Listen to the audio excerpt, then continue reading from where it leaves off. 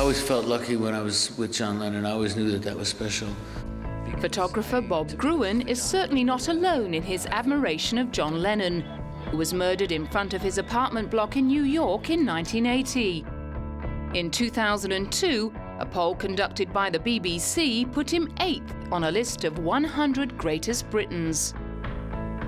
In partnership with fellow Liverpudlian Paul McCartney, he wrote some of the most popular and influential music in rock and roll history for the group that remains at #1 on Rolling Stone's list of the Immortals, the 50 greatest artists of all time. During the height of Beatlemania, when their concerts were regularly drowned out by the din of women screaming, John got himself into trouble with the church for declaring that they were more popular than Jesus.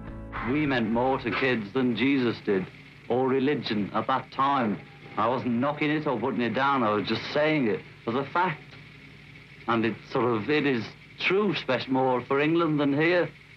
You know, I'm not saying that we're better or greater or comparing us with Jesus Christ as a person or God as a thing or whatever it is. After 13 years of megastardom with the Beatles, he embarked on a successful solo career and, along with his artist wife Yoko Ono, became a bohemian champion of social causes. One of his first solo releases was the anti-war anthem, Give Peace a Chance.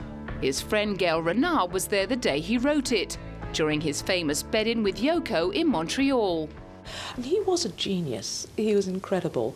But my thoughts were, my goodness, I'm the first person to see a new John Lennon song. And it was very important for him to write a peace anthem. After taking 4 years off to spend more time with Yoko and their son Sean in the late 70s, John returned to chart-topping and Grammy-winning form with his album Double Fantasy in 1980. On December the 1st, hours after declaring he could go anywhere in New York and feel safe, he was shot 4 times in the back by Mark Chapman, who had been stalking him for several months. He was dead on arrival at the Roosevelt Hospital at 11:07 p.m. He was just 40 years old.